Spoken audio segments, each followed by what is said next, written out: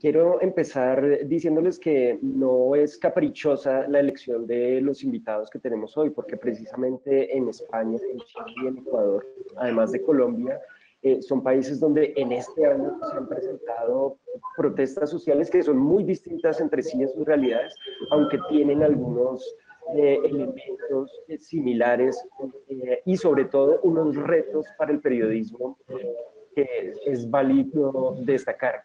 Y me gustaría empezar esta conversación dándole la palabra a cada uno de nuestros invitados, para que nos cuente básicamente el contexto de las protestas sociales que se han vivido en su país y cómo evalúan ustedes, cada uno, la cobertura de la prensa en sus países e incluso cómo ven la cobertura de la prensa internacional a la situación de sus países. Sabemos que en Chile fue el aumento en el valor del tiquete del metro el detonante de todas estas protestas, pero son muchos más los factores involucrados ahí. Por eso empieza contándonos, Mónica, sobre estas protestas, su origen y cómo evalúas tú el rol de la prensa. Bueno, mucho gusto de estar aquí con ustedes. Hola Isabela, hola Miguel, hola Hernán. Por supuesto que los 30 pesos que subió el billete del metro no tienen nada que ver con el estallido, o si tú quieres, es en la coronación. Yo creo que lo que está pasando en Chile es inédito, no habíamos tenido desde la recuperación de la democracia en 1990 una rebelión popular que dure ya casi 50 días. Esto no ha parado, la violación a los derechos humanos se ha hecho algo grave para nosotros, que pasamos 17 años de dictadura, pero yendo al fondo, yo creo que nunca antes como hoy ha sido tan importante la ética en la cobertura de los medios, porque el estallido social de Chile, el que vivió Ecuador, el que vive Colombia en estos días, el que teme Bolsonaro en Brasil, que lo ha hecho suspender todas sus reformas económicas, y lo que anuncia la CEPAL para el continente, que es 9 millones de pobres más para el próximo año, y aumento en los indicadores de desigualdad, nos hacen reflexionar.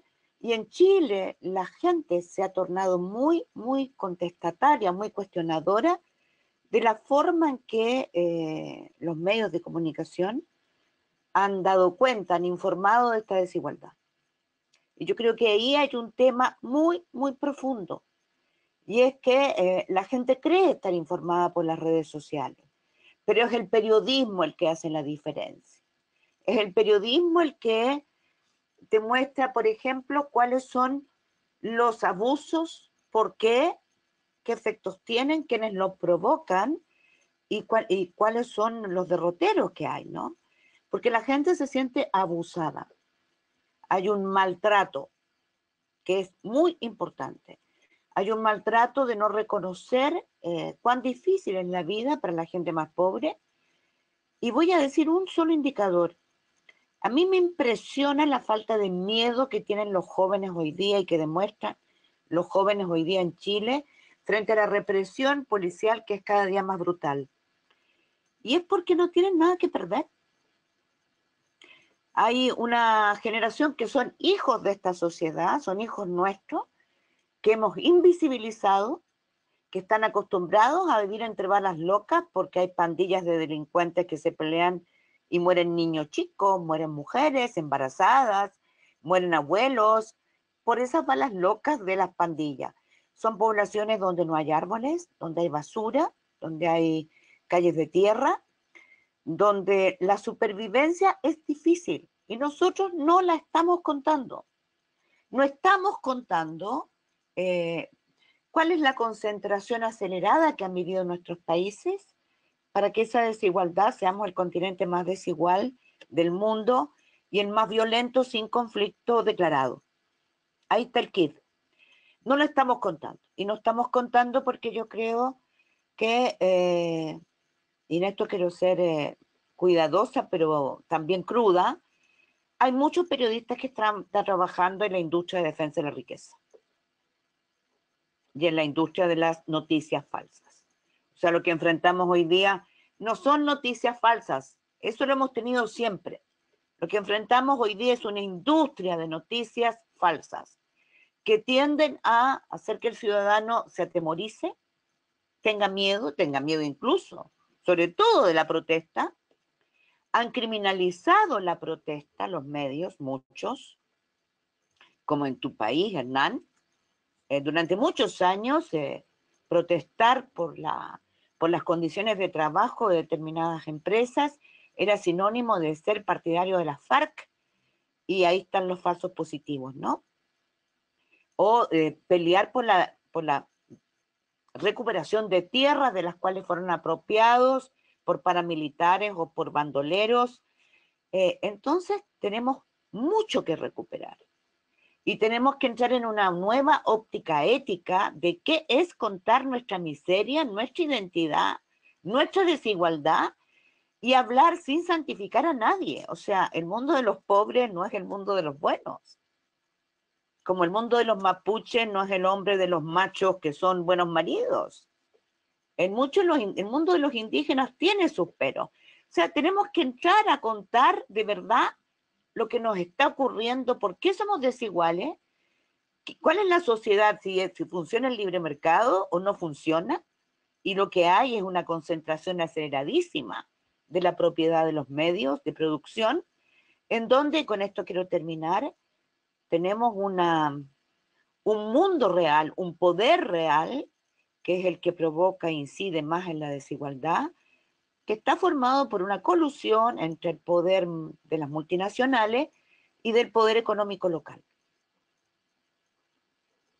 Pues un montón de temas los que nos da Mónica ahí, y sonaba en mi cabeza la canción esta que ha vuelto a ser tan popular en Chile durante las protestas de El baile de los que sobran, ¿no? Y son como todos aquellos que sobran quienes Esa han frase que salido. dice, no no me ayudaron de verdad, porque nadie me ayudó de verdad. Y es una gran verdad. Así es. Y aprovecho el tema de esa canción del baile de los que sobran para preguntarle a Isabela Ponce, de GECA en Ecuador, sobre la situación de tu país y si estas protestas sociales que desde el exterior vemos como que tuvieron un origen con el aumento en el costo de los combustibles como detonante de estas protestas, si ha sido también un baile de los que sobran, si aquellas personas que han sido excluidas históricamente por la sociedad son quienes han salido a marchar. Isabel. Gracias, Hernán. Hola, Mónica y Miquel, y todos los que están escuchando.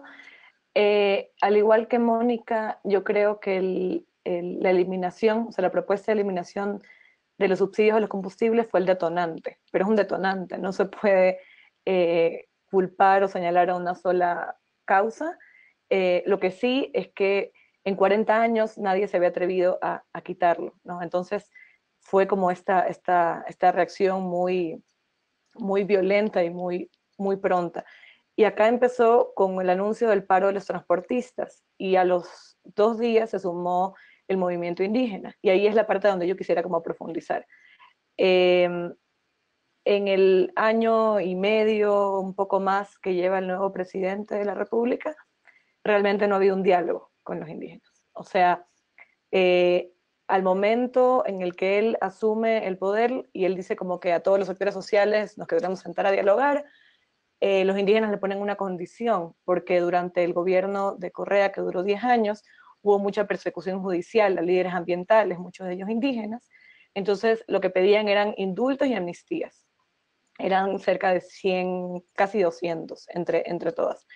Entonces, la presidencia dijo que bueno, finalmente concedió, me parece que 4 o 5, no más, pero mientras ya las concedía, se sentaron a conversar, o sea, ahí es cuando uno dice que es realmente un diálogo, sentarse a escuchar y no hacer nada, o realmente no escuchar, o qué es lo que sucede, y esto fue en mayo. Y en diciembre hay también una declaración del presidente en otra reunión con indígenas, en las que una de las mayores quejas y protestas del movimiento indígena, que también es algo bastante complejo porque es bien heterogéneo, son 15 nacionalidades y 18 pueblos que tienen igual pedidos distintos, pero todos comparten el tema del abuso que ha habido en el avance extractivo y cómo existe en la Constitución el tema de la consulta previa y no ha sido respetado. Entonces, ese diciembre del 2017, el presidente dice, vamos a detener todas las concesiones y vamos a revisar para ver el tema de la consulta previa. Promete eso y no lo hace, ¿ya? Entonces, tienes esta cantidad de cosas y ahí entro a analizar un poco el papel de los medios, ¿no? Como no estábamos contando nada de eso, no los medios más grandes, tradicionales, el tema indígena es un tema más como de fechas específicas, o sea, la celebración tal cosa, la cosa ni sé qué, y cuando se ha tornado más político, en la época de Correa, hubo una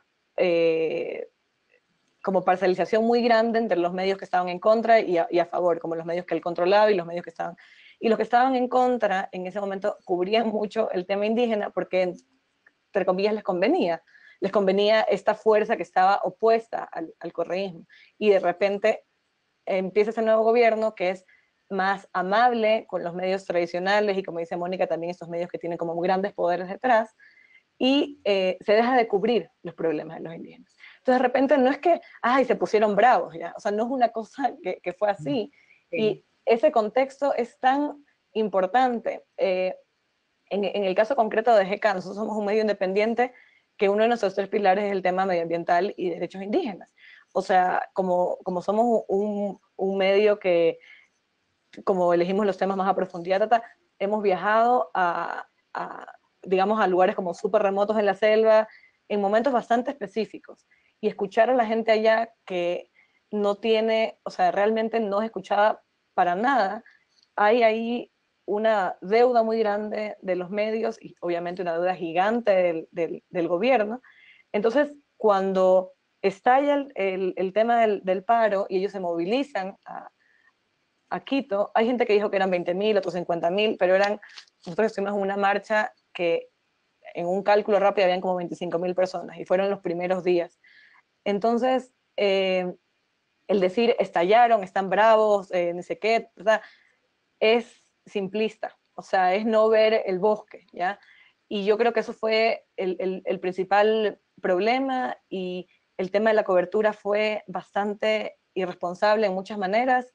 Hubo medios activistas independientes que, como decía Mónica, no hay que santificar a nadie, o sea, era como el movimiento indígena, pobrecitos, ni sé qué, ni sé cuánto, y te contaban esa parte, y tenías los otros, un titular terrible de un medio tradicional que decía algo como el país camina para adelante, los indígenas para atrás, ¿ya? O sea, tenías todos estos extremos que realmente era muy difícil ver la película completa. Entonces, lo que nosotros intentamos hacer fue, y ahí agarro, con esto cierro, el tema de los fake news, había mucha circulación. Entonces, el otro día reflexionábamos con otros periodistas qué hacer durante la protesta.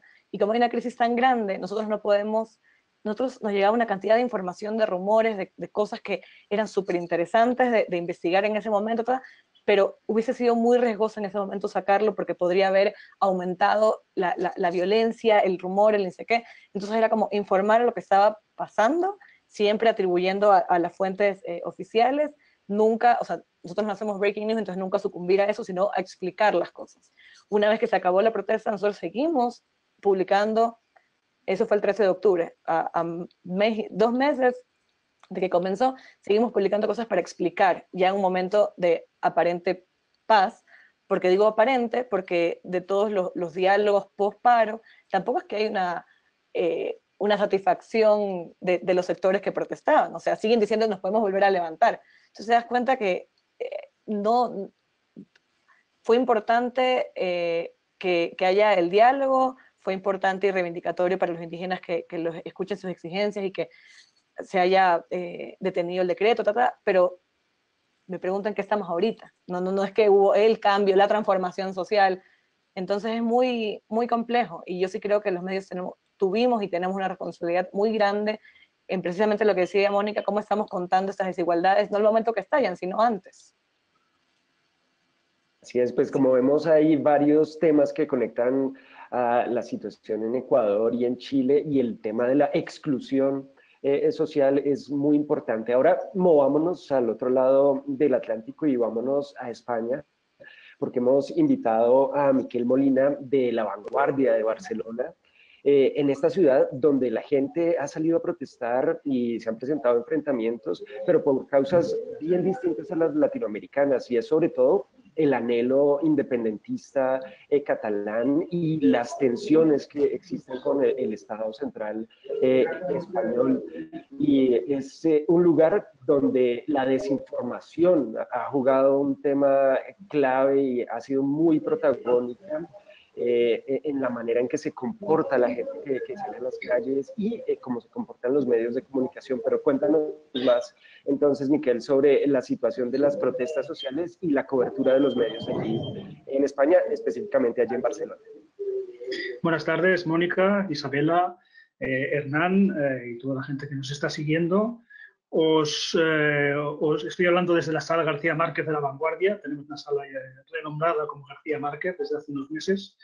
Casi me pongo de pie. Gracias. Bueno, efectivamente, aunque hay alguna similitud y aunque las protestas sociales de las que estáis hablando, que han tenido lugar o que están teniendo lugar en Latinoamérica, también tienen su complejidad, no hay ninguna protesta, ninguna situación de conflicto que se reduzca a una parte blanca y otra negra. En el caso de Cataluña, en el caso de España, Barcelona, efectivamente hay una complejidad añadida, y es que la disputa no se libra en el terreno ideológico o de la sociedad reclamando más democracia contra un Estado con tics autoritarios o represivos, sino que se libra también pues, en el terreno de la identidad nacional, ¿no? Lo que ha pasado, lo que desembocó en 2 semanas de protestas muy inusuales en Barcelona, no quiere decir que nunca las hubiera habido. Con las protestas antiglobales a principios de los 2000 también hubo incidentes y probablemente más importantes que estos. Pero es verdad que durante 2 semanas Barcelona estuvo en el punto de mira de todo el mundo por la virulencia de esas protestas, la actuación policial. Esto, como sabéis, pues el detonante fue la sentencia contra los líderes del proceso independentista, pero no dejaba de ser algo que ya se sabía que iba a pasar. O sea, llevábamos desde el año 2017, octubre, con la declaración de independencia, el encarcelamiento de parte de los líderes, la marcha al extranjero de algunos más, esperando que todo desembocara en esta sentencia, y en una situación todo el mundo esperaba que bastante conflictiva, porque sabíamos que la sentencia iba a ser dura, a manifestarse en estos términos. O sea que estamos hablando de un proceso que se alarga en el tiempo. Esto tiene una complejidad añadida en el tema de las redacciones, ¿no? Porque sabemos todos que generalmente en las redacciones pues, hay mayoría de gente progresista, de gente que está por los derechos humanos. Ahí yo creo que estamos relativamente cómodos en muchas redacciones, ¿no? Esto incluye la complejidad de que las redacciones pues, a veces en Cataluña están partidas entre gente que tiene una sensibilidad u otra respecto al tema de la independencia.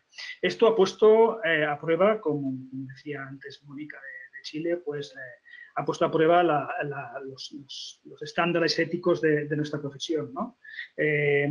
Ha sido habitual ver cómo había pues, crónicas de manifestaciones muy hechas o muy narradas a flor de piel, ¿no? Quizá con un exceso de implicación en los hechos, a veces difícilmente evitable, ¿no? Como también otro elemento que introduciría es como la actitud de los periodistas en redes sociales, ¿no? Con el eterno debate de si con tu cuenta de red social de Twitter o Facebook estás representando a tu medio o te representas a ti, o hasta qué punto eres libre de dar opiniones, ¿no? Entonces, ahí se ha generado un debate muy importante en el tema ético, un debate en el que estamos ahora plenamente metidos, porque como ya, de hecho, incidentes ya hace ya bastantes días que no hay. Se esperan ahora, hay convocadas manifestaciones para el día 18 con el partido del Barcelona y el Real Madrid, pero yo diría que yo no espero que haya grandes incidentes. Estamos metidos, como os decía, en este debate ético. No, por último, explicar, ya hablaremos más del tema, la importancia de los matices en todos estos acontecimientos, ¿no? No hay, sobre todo en el caso catalán barcelonés, no hay dos manifestantes iguales, porque aunque es verdad que todo se centra en el eje Cataluña-España, también es verdad que estas protestas surgen de hace 10 años en un contexto de crisis económica aguda y que de alguna manera en Cataluña el movimiento independentista también ha sido la expresión del malestar de las clases medias que están amenazadas en todo el mundo, en todos vuestros países. O sea, hay elementos que dan un extra de complejidad a esta protesta. Solo acabar con la anécdota de una periodista, una corresponsal de un medio de comunicación europeo importante, muy importante, que estuvo cubriendo las manifestaciones en Barcelona y cómo me explicó lo que había hecho, y es una lección de humildad, la única manera de enterarse un poco o de poner la mejor información a tus lectores o tus oyentes sobre la mesa para que el lector decida, ¿no? Y es hablar con todo el mundo. En una manifestación llegó a hablar con 100 personas y estaba alucinada porque no habían contado 2 personas iguales, no había 2 personas que se manifestaran por lo mismo, ¿no? Y esto es una lección de humildad que creo que tenemos que recordarnos todos, ¿no? Qué sorprendente lo que nos dices, Miquel, porque precisamente algo que le han criticado a las marchas aquí en Colombia es que no hay como un único motivo por el que la gente ha salido a protestar. Y uno se imaginaría que en España, en Barcelona específicamente, donde es el tema independentista, ¿no? Pues todos salen o a favor o en contra de la independencia.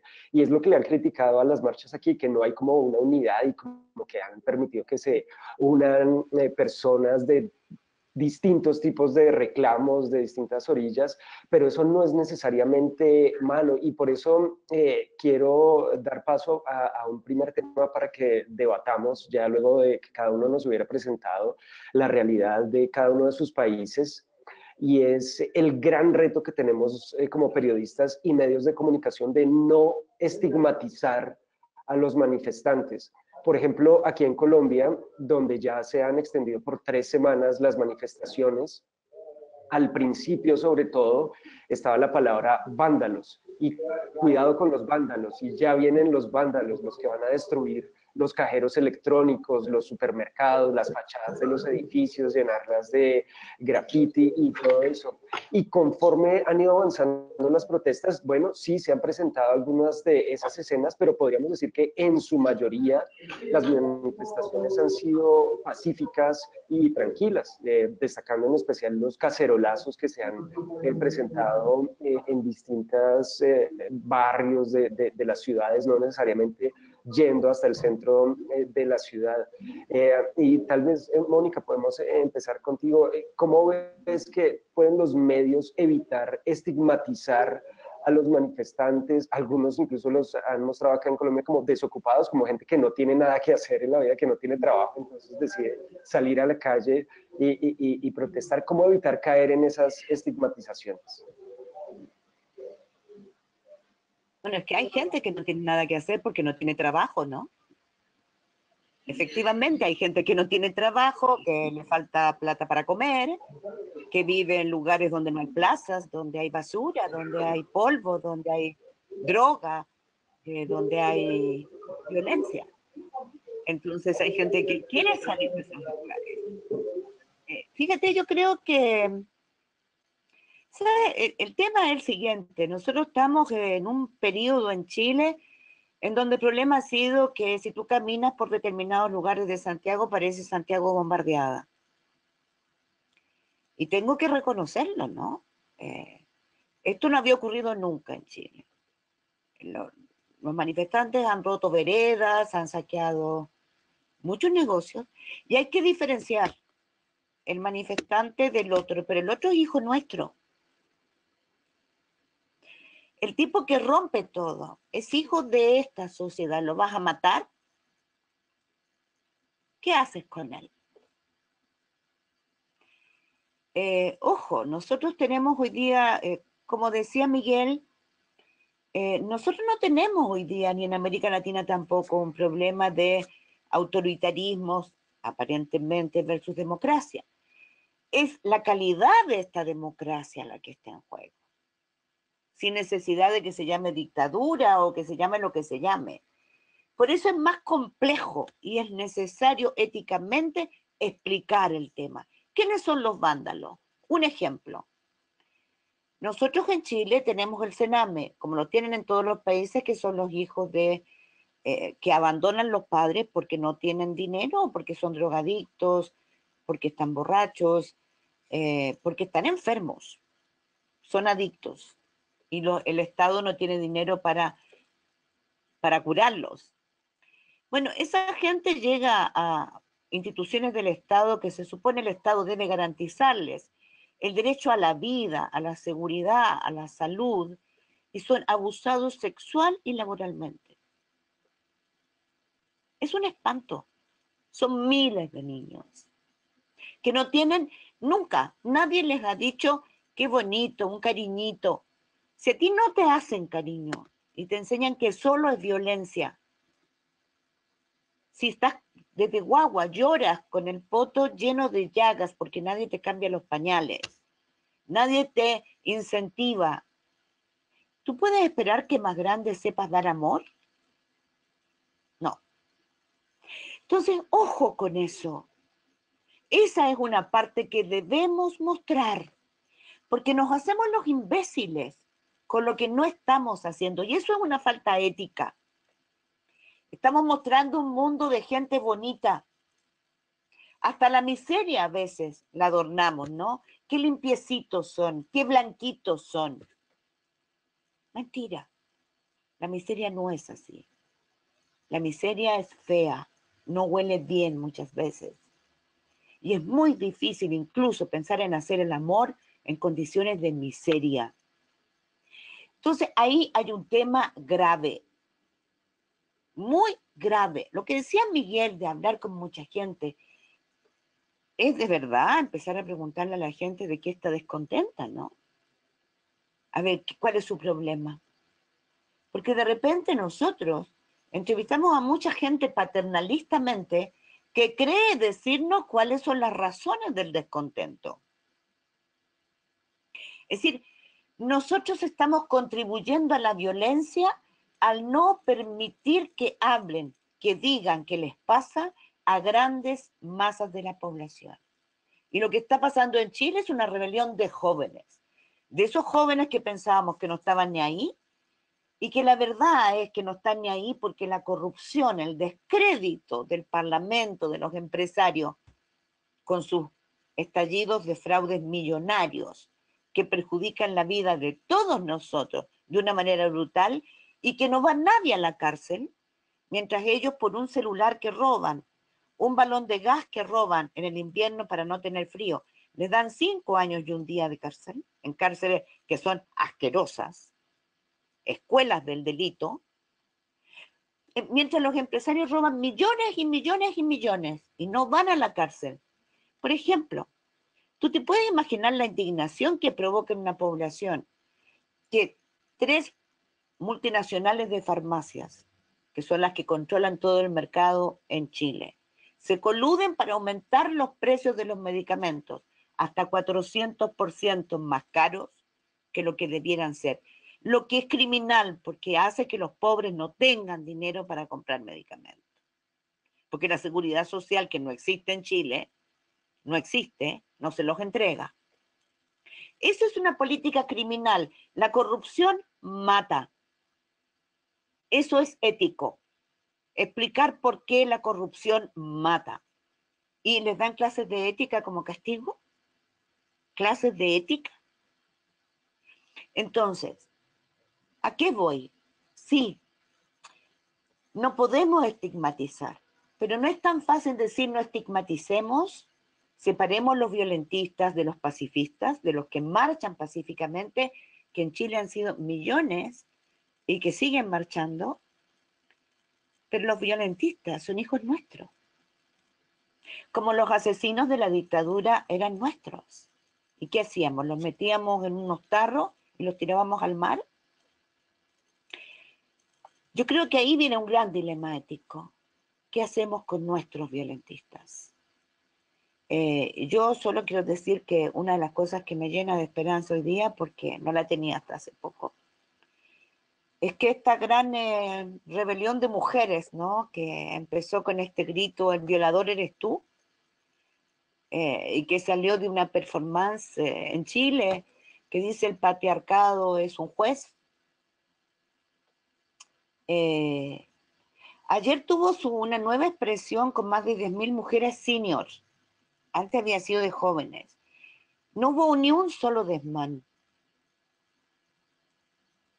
Las mujeres damos la vida, parimos. Y yo creo que le dimos un nuevo impulso a esta protesta por cambiar condiciones de vida miserables. Y yo creo que hay que buscar fórmulas que nos permitan que impere la razón, porque si no, todo sigue igual.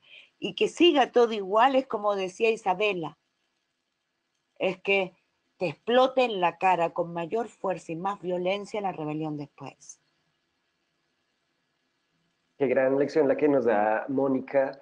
Y si vemos hechos violentos, hay que explicarlos y por qué estas personas que se comportan violentamente lo hacen de esta manera.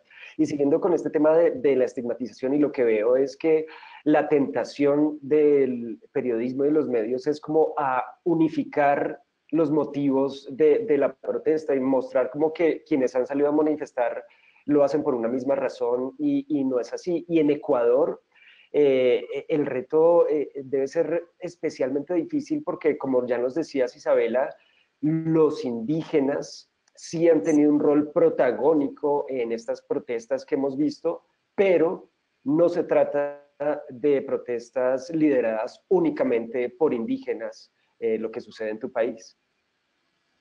Sí, primero me pareció muy profundo y creo que se aplica en el caso de Ecuador la reflexión de Mónica, o sea, quiénes son estas personas violentas. Para mí la pregunta y el planteamiento que haces es difícil porque durante las protestas había pues estos grupos como podían ser los indígenas, los trabajadores, los transportistas, los estudiantes y también los ciudadanos que querían salir, pero también está este otro grupo que sigue siendo gris, con motivaciones políticas violentas, diría yo, que yo no me termino de explicar, ¿ya? De poder como, porque me parece muy fácil echarle la culpa al otro, ¿no? Al opositor, al político opositor, o esas teorías de conspiración que hubo desde Cuba, pasando por Venezuela y Rusia y ni sé qué. Entonces, yo quiero contar una cosa, como que con este ejemplo creo que puedo hablar de este reto de cómo no estigmatizar. Hubo un día, y ahí puedo hablar también de las mujeres, que me encantó esa última reflexión. En ese día pasó todo eso. Se había convocado una marcha pacífica de mujeres, que fue gigante. Y dentro de esas mujeres también estaban las mujeres amazónicas, que es un grupo organizado de mujeres líderes. Y sí da la sensación, porque no puedo decir más allá de sensación, de que es una búsqueda y una manifestación y reivindicación pacífica, pero también de poder manifestarse y decir estamos aquí y yo sí creo que o sea, pues es una frase medio gastada, pero que el futuro es eso, como que las mujeres podamos estar en un rol como más presente en las negociaciones y, ¿por qué no resolver las cosas un poco antes? En este caso, en Ecuador duró 11 días la protesta y para mí pareció una eternidad. Yo no me puedo imaginar cómo están en Chile, o sea, porque es angustiante ver que las cosas se ponen peor y peor y más violentas. El día que hubo la marcha de mujeres era el día que habían tanques afuera de la ciudad de Quito, esperando la orden para entrar, porque seguían habiendo al mismo tiempo estas manifestaciones también violentas. Y el hecho que como fue como para mí un punto de quiebre muy fuerte, y yo no sé cómo llamarles a estas personas que lo que hicieron, no les voy a etiquetar, pero voy a decir lo que hicieron, y lo que hicieron fue terrorismo, porque crearon terror dentro de un canal de televisión, quemándolo. Quemaron una antena, quemaron unos carros, y la gente estaba trabajando adentro, y rompieron, o sea, tumbaron la puerta, golpearon a los guardias y entraron. Y la gente adentro estaba aterrada. Era un sábado y era, o sea, había menos gente, no podría decir ahorita cuántos, quizá 15. Y a nosotros los periodistas nos llegaban estos mensajes de voz de la gente diciendo, están entrando, por favor vengan a apoyarnos, por favor ni sé qué. Y eso para mí es terrorismo, no lo puedo pensar de otra manera, ¿no? destruyeron las instalaciones, no todo, como digo, como creo que fueron 2 vehículos, una antena, entraron, los periodistas tuvieron que esconderse. Eso fue en Teleamazonas, un canal. Y al mismo tiempo, a la misma hora, pasó eso con El Comercio, el otro diario grande. ¿Cómo explicas una operación tan organizada? ¿Ya? O sea, es demasiado, no sé, sospechoso, ni siquiera sé qué adjetivo ponerle. Todo esto ocurría mientras los indígenas estaban en asamblea, reunidos en el ágora de la Casa de la Cultura, ¿ya? Y al ver esas manifestaciones de violencia, yo se me preguntaba, ¿cómo es que, o sea, era una angustia de no, o sea, de cómo poder detenerlo desde nuestro trabajo, desde el periodismo, como luego poder contar que en el ágora estaban acá los indígenas, acá las mujeres marchaban, y quiénes eran estas personas que estaban quemando los canales, porque hay un componente que no lo he nombrado porque el tiempo es breve, pero uno de los insultos que nos decían a todos los periodistas que estábamos en las calles era prensa corrupta. Prensa corrupta es una frase inventada por Rafael Correa, o sea, no digo inventada, pero instaurada en el Ecuador por el expresidente. Entonces, nosotros, cuando estábamos en las manifestaciones y nos gritaban prensa corrupta, o sea, lo que hacíamos era alejarnos, porque la gente estaba muy eufórica y muy violenta. Entonces, lo triste de lo que voy a decir ahorita es que había gente que celebraba la quema de este canal y este periódico. O sea, entonces ellos son, como dice Mónica, son hijos del Ecuador también, y hay un contexto muy complejo que no estamos contando, pero el rol de lo que nosotros intentábamos hacer era decir, o sea, y lo que hacíamos era, eso está pasando acá, los indígenas están acá, para no mezclar y decir la violencia es de todos, o todos son vándalos, o todos no sé qué, pero es súper complejo. En un toque de queda, estábamos encerrados, ¿ya? Entonces, yo creo que no terminamos, al menos en Ecuador, de entender la implicación y la profundidad de las cosas que pasaron y de explicarlas, ¿ya? Y es como un pendiente todavía de poder explicar las cosas que ocurrieron, los hechos en sí, pero más pendiente aún es qué llevó a eso. Durante las protestas también hubo muchos saqueadores, ¿ya? No quiero decir vándalos, me parece que la vándalos sí es una palabra bastante fuerte, pero hubo saqueos, especialmente en Guayaquil, en la ciudad de la costa, brutales. O sea, el día que estalló el paro. Entonces, también dices, también da, ¿qué palabra puedo usar? Como compasión y confusión de si lo primero que haces el país está como cayéndose y lo que quieres es un televisor para tu familia. O sea, porque habían estas escenas como también todo contradictorio, todo muy caótico. En ese momento, lo que yo creo que lo que había que hacer, y algunos lo pudimos hacer, otros, era como, de nuevo, no estigmatizar contando lo que estaba pasando en cada momento, dónde estaba cada persona, qué había, pero para mí, varios grupos organizados sí tardaron mucho en como decir nos fuimos nosotros. Y eso es muy difícil y muy doloroso también porque a la final hubo esta gente como súper asustada, los periodistas del comercio tuvieron que refugiarse en un parque, salir del diario. O sea, esas cosas para mí son como, o sea, impensables ese nivel de violencia que también tiene que ser contado, pero contado de una manera lo más, lo más fiel a la realidad. Y eso es lo más difícil. Sé que suena bastante utópico, pero es lo más difícil. Me sorprende al escuchar a Isabela la cantidad de similitudes que hay entre la manera en que la gente trata a la prensa o percibe a la prensa en Ecuador y en Colombia. Aquí en nuestro país también hemos tenido, en Chile también, hemos tenido ataques a la prensa en medio de las manifestaciones, insultos a los periodistas que han tenido que ser rodeados por la policía para que los manifestantes no los ataquen, pero también manifestaciones, sobre todo en redes sociales, de gratitud hacia la prensa por el cubrimiento minuto a minuto de los hechos, por darles información sobre qué vías están cerradas y todo eso.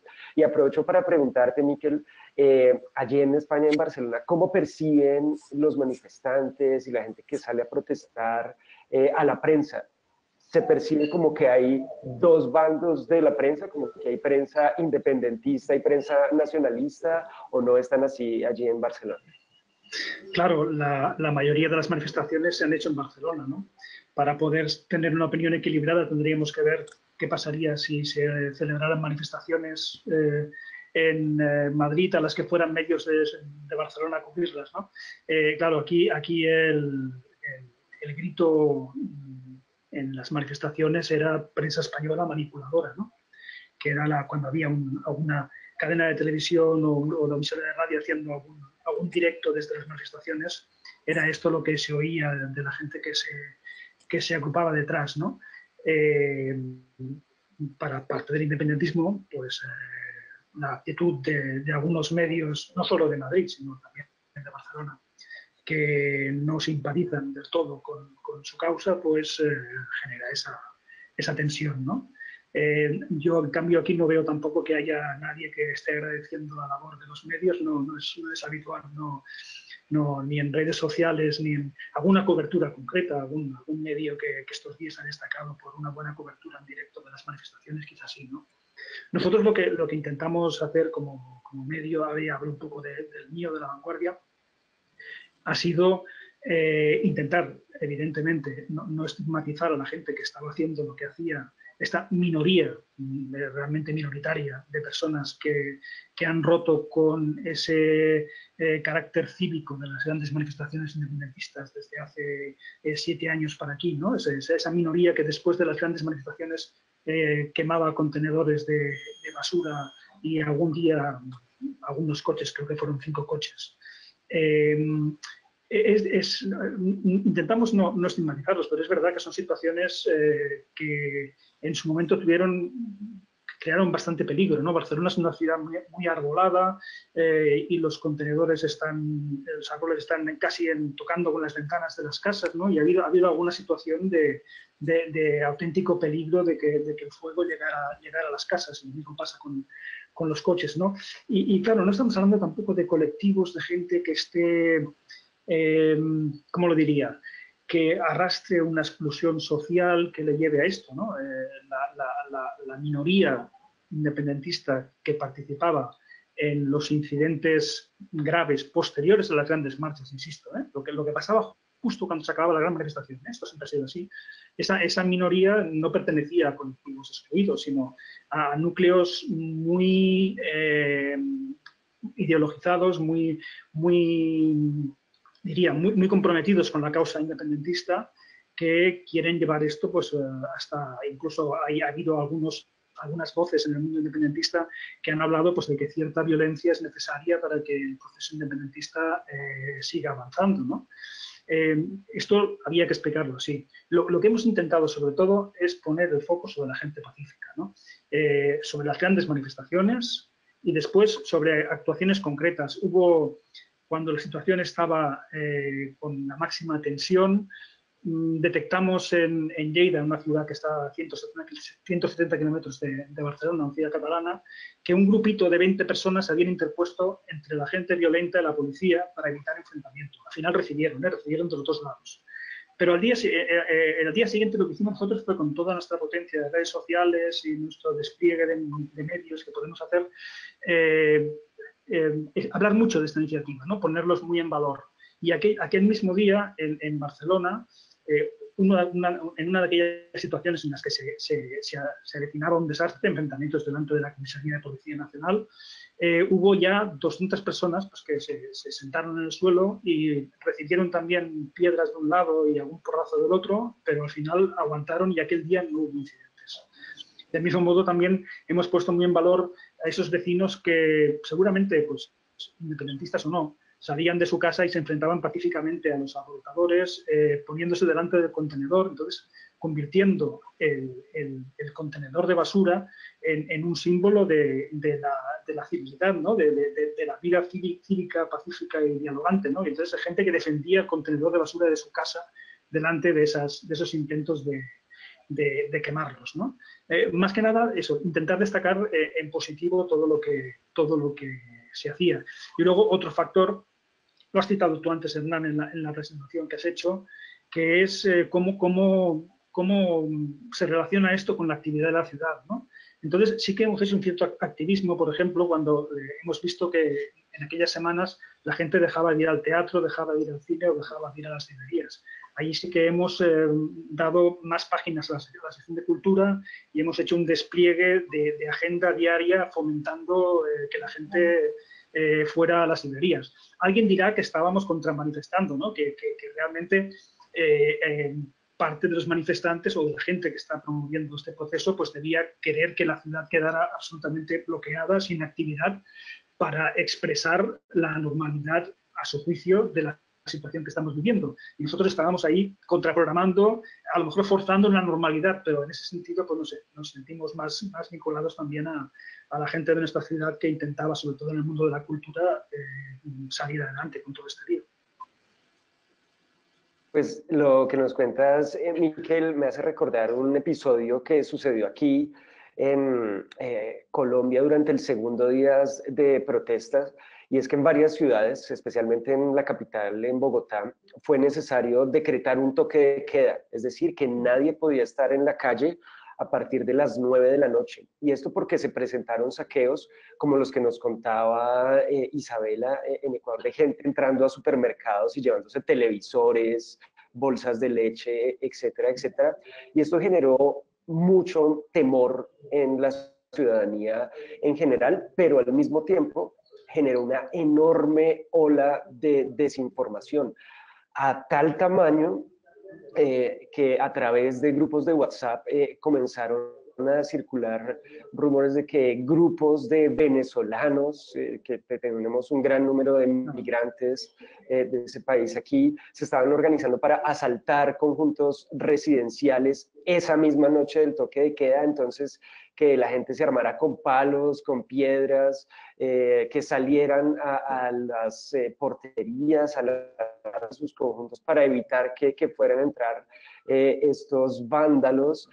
Y al final del día fue una noche tranquila, no pasó nada, fue simplemente una gran ola de desinformación, una gran ola de pánico que se presentó acá, para algunos orquestada desde orillas, sobre todo cercanas al gobierno, al partido de gobierno, que querían apagar con este miedo el deseo de la gente de salir a la calle a seguir protestando, cosa que no funcionó porque las protestas siguieron.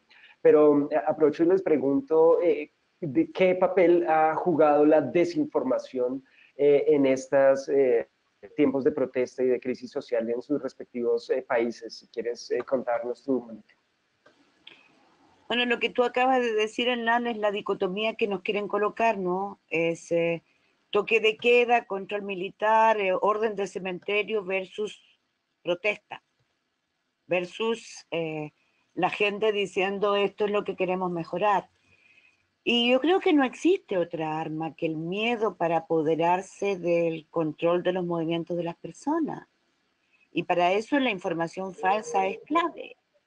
Por eso es tan importante el periodismo en estas situaciones, ¿no?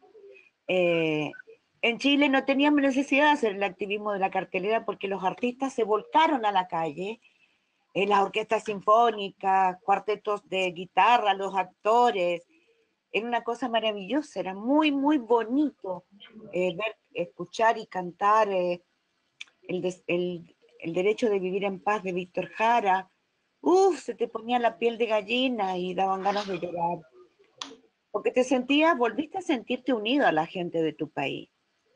Unido en una comunidad de decir, no, esta basta ya. Porque o nos someten y nos tienen todos en toque de queda, que eso no es democrático. Y eso hay que entenderlo. Entonces yo quiero decir, es una falacia sentir que el toque de queda vivimos en democracia, porque no es verdad.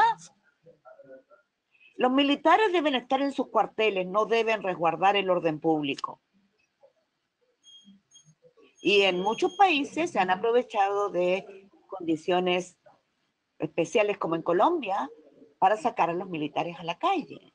Les encanta volver a sacarlos, pero eso no es democracia. Entonces nosotros estamos en una gran discusión en Chile porque es la policía la que debe controlar una delincuencia. Los tipos que se roban un televisor son delincuentes, por mucho que seamos pobres, ¿no? Y ojo, el narcotráfico se apodera de estos momentos. Yo diría que en Chile ha ganado mucho poder en estos días porque ha saqueado supermercados y los ha incendiado, bancos, farmacias. Cada lugar que el Estado abandona, o sea, cada lugar en donde el Estado retrocede, porque no vuelven a construirse ahí, ni supermercados, ni bancos, ni farmacias. Ustedes saben muy bien, los colombianos, quién toma el control: el narco. Y el narco tiene un poder dictatorial y de muerte peor que cualquier dictadura. Por eso que la encrucijada en la que estamos es tan dramática. Y yo leía ayer o antes de ayer, las declaraciones de este hombre Pompeo, el secretario de Estado de Trump, quien ha identificado al periodismo como su peor enemigo. Bienvenido sea, ¿no? Muchas gracias, señor Trump. Eso nos llena de gloria. Y él decía que Estados Unidos va a ayudar a impedir revueltas violentas en América Latina. ¿Qué quiere decir este señor? ¿De qué está hablando? Bueno, está bien. Nosotros estamos en una fractura en donde, a diferencia de antes, no estamos demócratas cristianos, socialistas versus no sé qué. No, esta es una envergadura mayor, ¿no? ¿Estamos los que queremos profundizar la democracia? Un estado de bienestar, sociedades que funcionen bien, que luchen contra la corrupción, que los ciudadanos puedan mejorar su calidad de vida, en que los congresistas no sean corruptos, los empresarios no sean corruptos. Claro, y al otro lado están los que quieren aplastarnos por el miedo para que tengamos la cultura del cementerio, para poder seguir haciendo negocios. En esa disyuntiva no tenemos que hacer buen periodismo, nada más. Contar lo que pasa. Y para eso va a haber que estudiar. Y estar alerta contra estos deseos del señor Trump, que para mí eso es industria de noticias falsa. ¿Por qué? Cuando nos dice que nos van a ayudar a impedir revueltas violentas, si el próximo año va a ser malo, si vamos a tener 9 millones más de pobres, si va a haber más explosiones sociales, porque es evidente, porque este modelo ya no resiste así. ¿Qué van a hacer? ¿Cómo nos van a ayudar a sofocar las revueltas? Eso es grave. En eso estamos. Y para eso los periodistas hoy día tenemos mucho más herramientas para combatir la industria de noticias falsas. Es decir, la criminalización de la protesta, pero para eso nosotros también tenemos que tener ética. Aislar a quienes son narcos, a los corruptos, a los delincuentes de verdad avesados, que se aprovechan de esto. ¿Para qué? Para criminalizar la protesta también. Es la policía la que debe hacerlo. Y yo quiero cerrar con esto. Estamos enfrentando un momento clave, además, porque en tu país, Hernán, hay un joven muerto, no con una bala, con un perdigón, que tiene adentro plomo, que es tóxico. Ojo, ojo América Latina.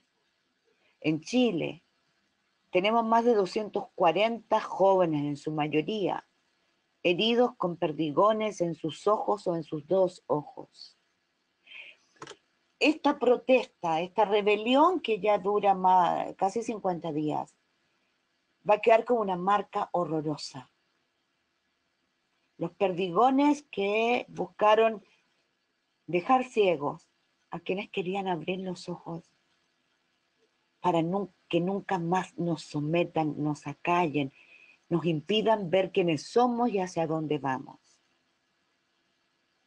Son perdigones, no son balas. Las policías de distintos países las usan. ¿Es democrático? No.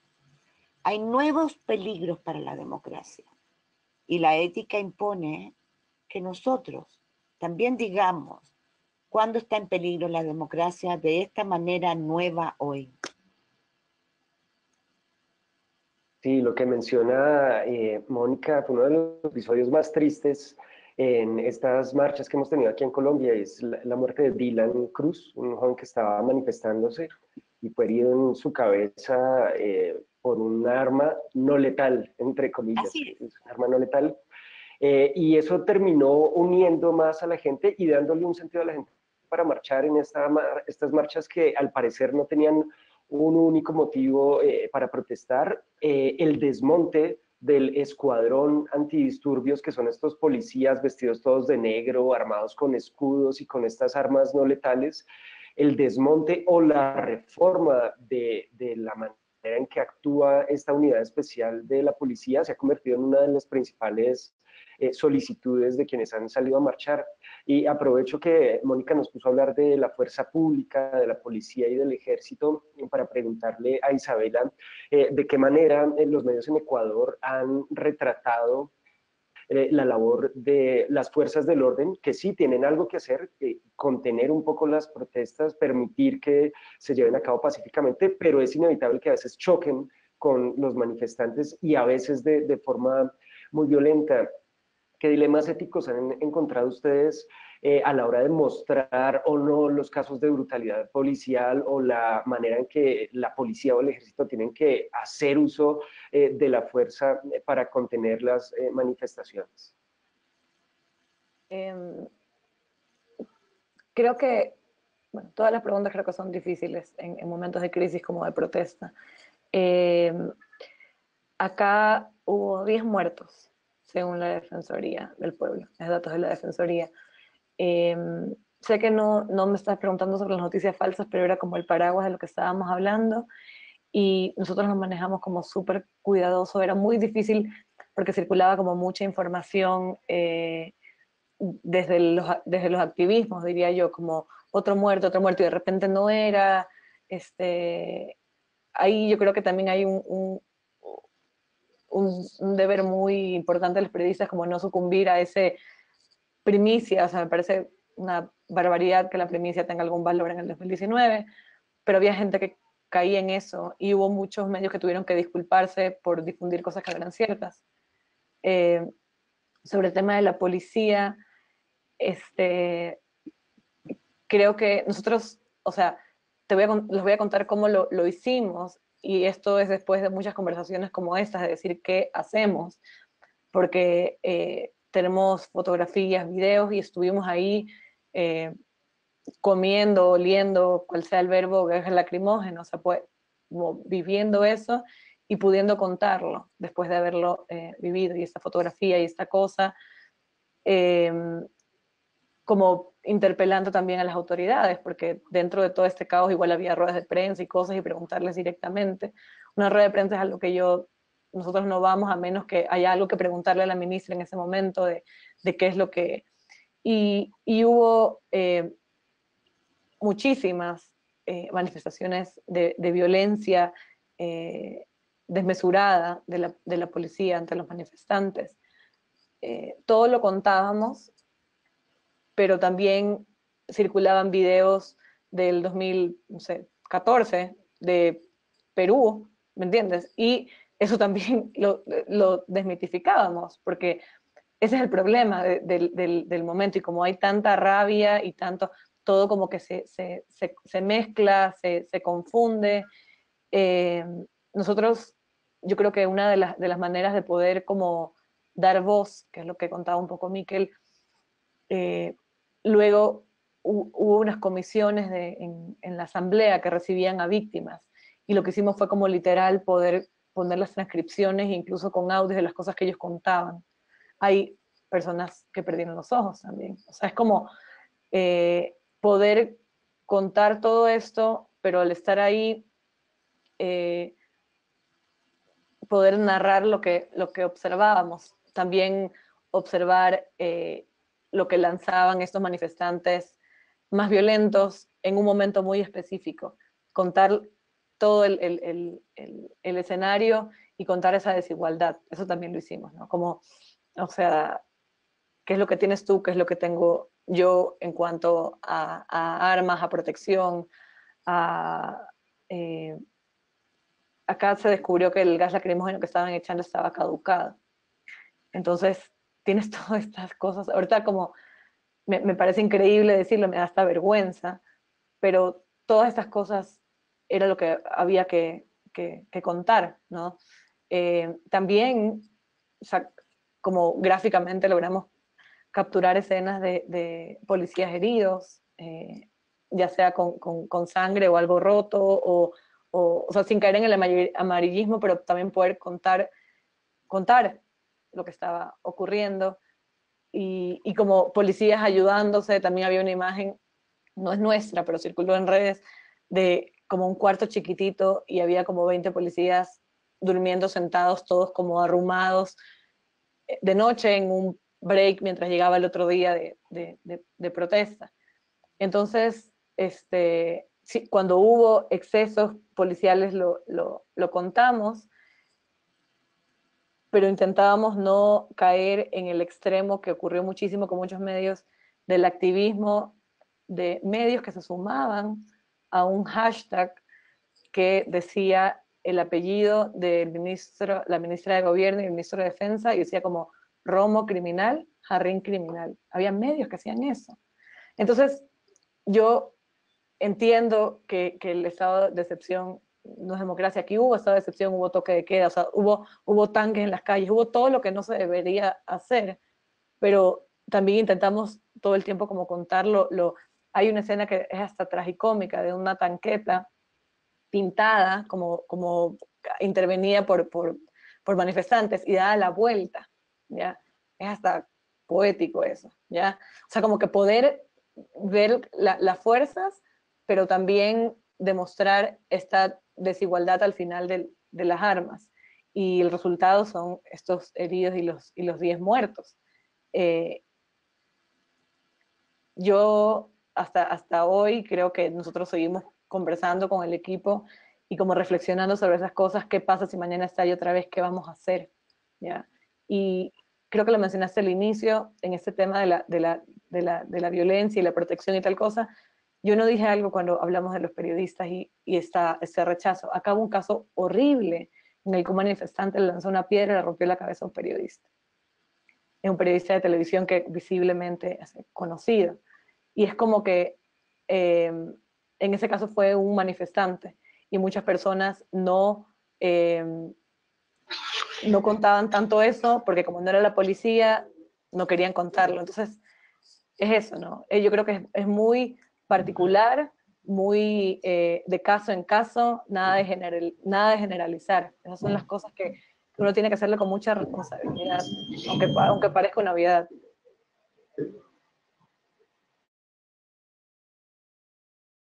Se me perdió Miquel por un momento aquí en la pantalla, pero ya lo recuperamos.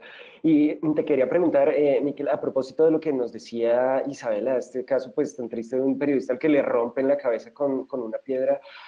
Allá en España y específicamente en La Vanguardia, ¿cómo manejan el tema de autoprotección de los periodistas? Es decir, a la hora de enviar a un reportero a cubrir protestas, dicen, no sé, póngase un casco, vaya acompañado de la policía o algo así, porque esto presenta algunos dilemas éticos. Si es, no sé, un periodista con casco y rodeado de la policía, se ve como que está más del lado como del gobierno que de los manifestantes, y eso termina afectando la forma en que nos perciben a nosotros como informadores en medio de las manifestaciones. ¿Cómo lo manejan ustedes? La verdad es que hemos tenido casi que improvisar porque, como decíamos antes, no estábamos acostumbrados a este tipo de situación. Yo recuerdo el primer día cuando se dictó la sentencia y hubo decenas de miles de personas que se concentraron delante del aeropuerto de Barcelona, cortando el aeropuerto, que vi a una periodista de una televisión de Madrid con casco y chaleco, y a mí personalmente me pareció una exageración, ¿no? Como exagerar lo que estaba pasando. Luego, tal como fueron los hechos, ya no me lo pareció, ¿no? Entendí un poco lo que había hecho. Igual se había anticipado al nivel de violencia que pudo haber después, ¿no? Nosotros con nuestros periodistas, pues al final ha sido lo que ellos han ido pidiendo, ¿eh? Han sido ellos mismos los que han visto la necesidad de llevar casco, chaleco o brazaletes bien visibles, e incluso alguna máscara por el tema de los gases, ¿no? No hemos tomado una política de medios, sino que hemos ido supliendo a los periodistas con lo que ellos nos pedían, ¿no? Es verdad que aquí tampoco se ha llegado al nivel de incidentes quizá que ha habido en otros sitios, ¿no? No, hay 4 o 5 personas que han perdido un ojo, lo que ha abierto el debate evidentemente aquí de hasta qué punto se pueden utilizar ese tipo de bolas, ¿no? que causan esos daños terribles. Afortunadamente no ha muerto nadie y más allá de estos casos muy graves no ha habido una serie de personas heridas de gravedad, ¿no? ni tanto por parte de los manifestantes ni por parte de la policía. Aquí la policía, el debate sobre la policía ha sido uno de los temas centrales de esta protesta, no solo por lo que hacían, sino por lo que según algunos no hacían, porque se ha dado una circunstancia insólita. La policía que actúa en la calle normalmente en trabajo de policía en Barcelona, además de la policía municipal, que tiene otro cometido, es la policía de son los Mossos d'Esquadra, que es la policía del gobierno de la Generalitat, la policía de Cataluña, la que depende del gobierno de la Generalitat. Entonces, esta policía que fue puesta en cuestión por haber permitido las votaciones hace 2 años en el referéndum de la independencia, ahora ha actuado con especial contundencia, aun dependiendo de un gobierno, algunos de cuyos miembros, incluso el presidente, les combinaban a no actuar. O sea, de alguna manera, el consejero, que sería el equivalente a un ministro de Interior responsable de la policía, ha decidido acatar las órdenes de Madrid, desoyendo un poco a su propio presidente, que, sin decirlo expresamente, daba ánimos a los manifestantes a que apretaran, eso sí lo dijo explícitamente, y cada día hacía declaraciones preocupado por el nivel de contundencia de la actuación policial. O sea, es una situación totalmente kafkiana y eso ha generado el debate, más allá del grado de contundencia que han empleado, que en algunos días fue importante, ha generado el debate sobre si la policía en algún momento estaba permitiendo también que hubiera incidentes. Poco después de las grandes manifestaciones de Barcelona se cortó la autopista principal que une Cataluña, España con Francia y estuvieron 2 días cortando la carretera con un escenario montado en el que había actuaciones musicales, causando un lío tremendo, evidentemente, con todos los camiones que venían de Francia y la gente que veía su movilidad perturbada. Pasaba esto sin que la policía llegara a actuar, ¿no? O sea, el debate ha estado más bien ahí. De todos modos, claro, todo esto es parte de un proceso, como sabéis.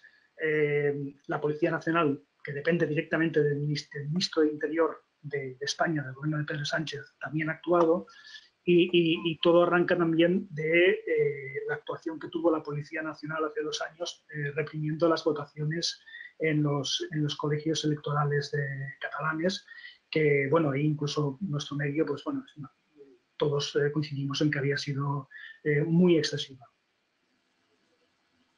Bueno, pues habíamos anunciado que este seminario web iba a ir por 1 hora, nos extendimos un poco más y nos vamos a extender unos 15 minutos más para darle espacio a las preguntas de nuestras personas conectadas que me informan gratamente que tenemos más de 90 usuarios que se han conectado a este webinar, que es un número muy superior al que habitualmente tenemos en los webinars, entonces, y también a través de Facebook Live la gente nos está escuchando.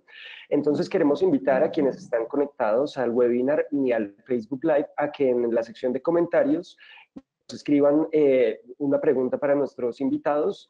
Vamos a hacerlo así. Yo leo la pregunta y aquel de ustedes que quiera responderla, levanta la mano para verlo y asignarle la palabra. Y vamos a responder una pregunta, uno de ustedes, y pasamos a la siguiente pregunta para poder responder varias en estos 15 minutos. Adicionalmente, si quienes tienen preguntas quieren dirigírsela específicamente a alguno de nuestros invitados, pues vamos a hacerlo así. Hay algunas preguntas que no voy a leer porque ya abordan temas que ya hemos tratado en la parte previa, como lo de la estigmatización, la labor de la fuerza pública, la desinformación, la autoprotección.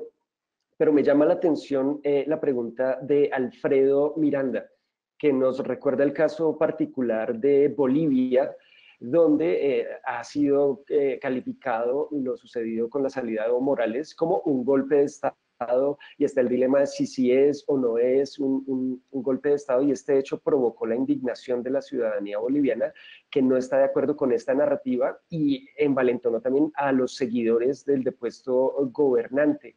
La pregunta específica de Alfredo Miranda es: ¿cómo evitar que la simpatía o antipatía política del periodista influya en la objetividad de su trabajo? ¿A cuál de ustedes le gustaría responderle a Alfredo?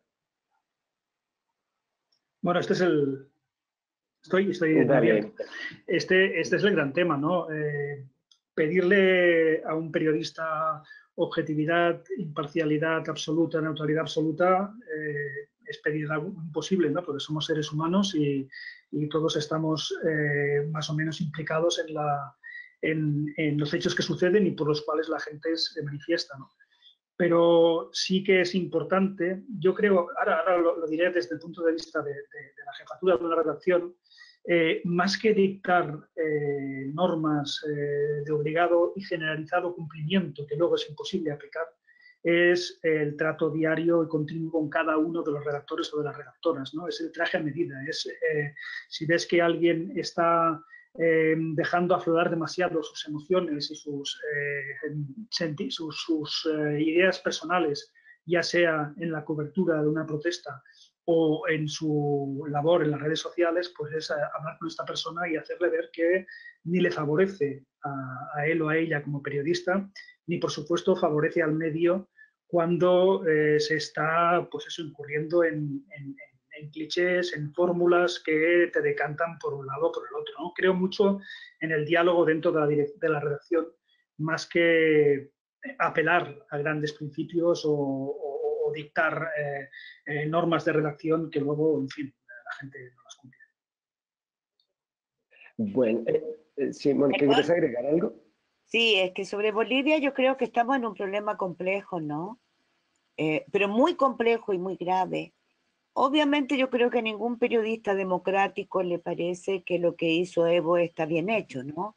Intentar mantenerse en el poder, menos a Isabela, porque yo creo que hemos visto intentos como los de Maduro, como los de Daniel Ortega, y sabemos que eso lleva a una confrontación y a un enfrentamiento.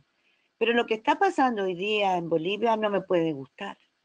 Más allá de si la semántica sea golpe de Estado o no golpe de Estado, perdón, lo que está en juego en Bolivia es el derecho a la vida.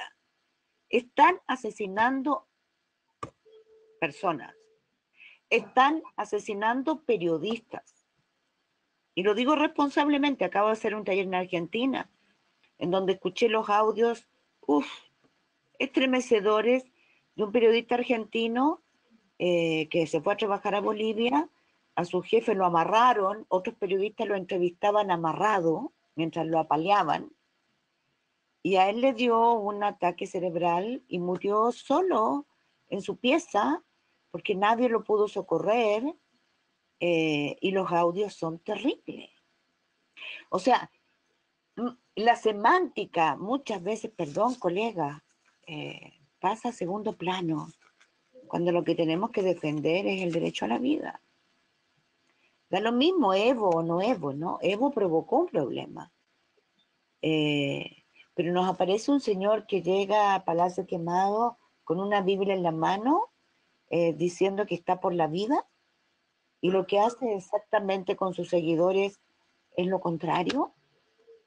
Dijo que no se iba a presentar de candidato y lo hace.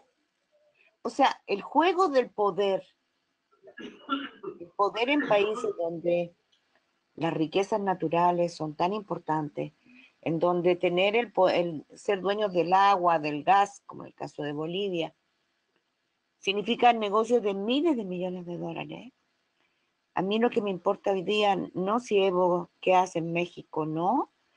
A mí me interesa que se restablezca el Estado de Derecho y que dejen de perseguir y de matar personas. Y yo creo que eso es lo que debiera importarnos. que se restablezca la democracia para que haya elecciones en donde los bolivianos puedan libre y soberanamente decidir a quién quieren de presidente. Independiente, insisto, de lo que hizo Evo. Evidentemente, yo soy una crítica, ácida crítica, porque perpetuarse en el poder, no respetar referéndum, no es democrático. Toda la razón, Mónica. Y habría sido muy interesante tener un periodista boliviano también en este panel, porque la situación de Bolivia es bien particular. Bueno, tenemos otra pregunta, esta es de Ricardo Zipagauta, y nos dice que le gustaría saber la opinión de alguno de ustedes sobre el valor que los periodistas le damos a las redes sociales. ¿Nos atemoriza su inmediatez y sus reacciones? ¿O se desprotegen o despojan al periodista de su labor? ¿A alguno de ustedes le interesa responderle a Ricardo sobre cómo evalúan la función, la labor, la existencia de las redes sociales, el uso de las redes sociales durante las protestas en su país? Dale, Isabela. Ya lo dije algunas veces en esta conversación, que tiene que ver con esa fiebre por la inmediatez que yo no termino de entender. O sea, es como tener la mayor cantidad de retweets o shares o donde sea que fuese, pero hay mucha, en el caso de Ecuador, hay mucha falta prolijidad, falta precisión, y así es como se difunden más noticias falsas. También fue un momento muy, en el caso concreto de acá, fue un momento como muy específico para que gente que no es periodista, pero o se hace pasar como periodista, como que gane seguidores, o sea, como que creen que hay un valor en ese protagonismo que para mí es como el camino más turro, feo, no vayan para allá, que es el de este ego del periodista siendo el protagonista y el que te cuenta las cosas. Muy peligroso. Y acá se vio mucho de eso, ¿no? Como, supongamos, en vez de contarlo desde el medio, o sea, como que de las redes del medio, hacerlo uno mismo porque quiere llegar primero y tener como más visibilidad. Y ese como juego de egos fue bastante fuerte en el caso de Ecuador en las redes sociales. Eso es como todo lo malo.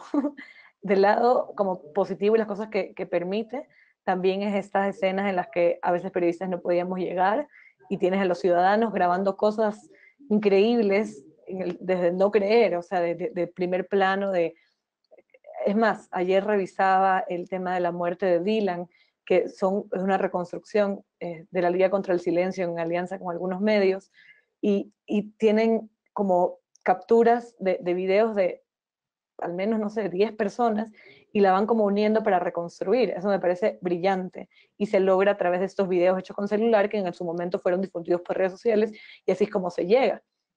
Nosotros, muy concretamente también, tenemos un lector que tiene un dron y nos mandaba imágenes de dron del momento de las protestas y los utilizamos, y también es a través de las redes que se podía como contar eso y nos llegaba esta información que podía ser útil, pero siempre con una curaduría.